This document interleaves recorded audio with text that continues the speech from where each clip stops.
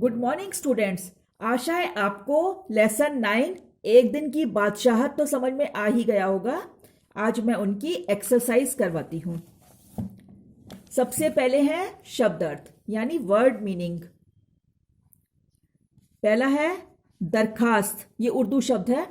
दरखास्त का मतलब होता है प्रार्थना। उसके बाद है गुसल खाना, ये भी उर्दू शब्द है। इसका मतलब होता है बाथरूम या स्नान घर।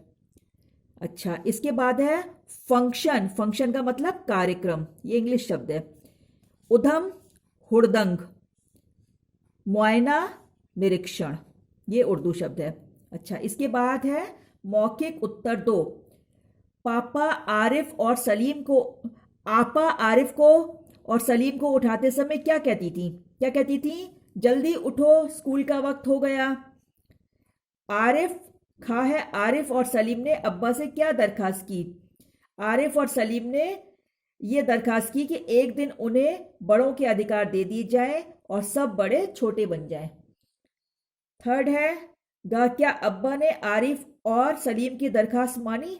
हाँ, अब्बा ने आरिफ और सलीम की दरखास्त मानी। इसके बाद है लिखित।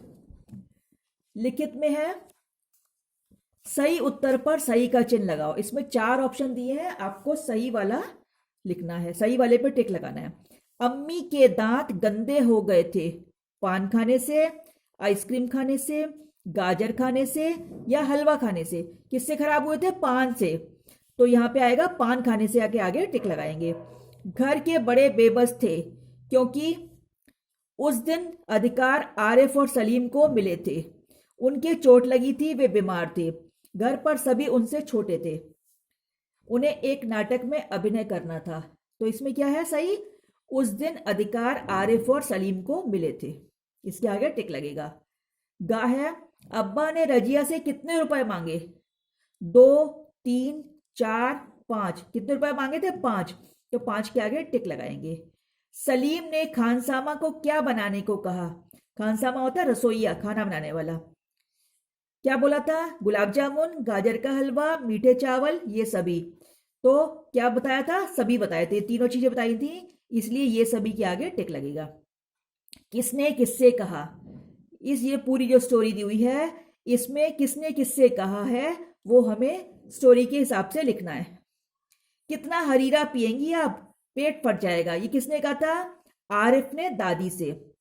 मैं तो दांत मान चुकी हूं, अम्मी ने सलीम से। कार में पेट्रोल तो है, आरिफ ने अब्बा से। इतनी भारी साड़ी क्यों पहनी? सलीम ने आपा से। स्कूल जाते वक्त चवन्नी जेब में डाल लिया करो, क्या हर्ज है? अब्बा ने सलीम से। निम्नलिखित प्रश्नों के उत्तर लिखो। कहा है पाबंदियों से बचने के लिए आरिफ और सलीम ने क्या किया? क्या किया था? अपने अब्बा को दरखास्त दी थी कि उन्हें एक दिन अधिकार दे दिए जाएं जो कि बड़ों को दिए जाते हैं। सलीम और आरिफ को डांटते डांटते अब्बा क्यों रुक गए? सलीम और आरिफ को डांटते डांटते अब्बा इसलिए रुक गए क्योंकि उस दिन उनका मूड ठीक था और उन्होंने उनकी बात मान ली। अगली सुबह क्या हुआ? अगली सुबह आरिफ और सलीम को बड़ों वाले अधिकार मिल गए और बड़ों के अधिकार छिन गए। अच्छा, आगे देखिए। भाषा ज्ञान, नए शब्द बनाओ। इसमें पहला एक उदाहरण दिया हुआ है, बे प्लस बस, बेबस। तो इससे नया शब्द बन गया ना, बे और बस मिला के। बेबस का मतलब होता है मजबूर। उसके बाद बेमन, ये बन गया बेमन शब्द बन गया।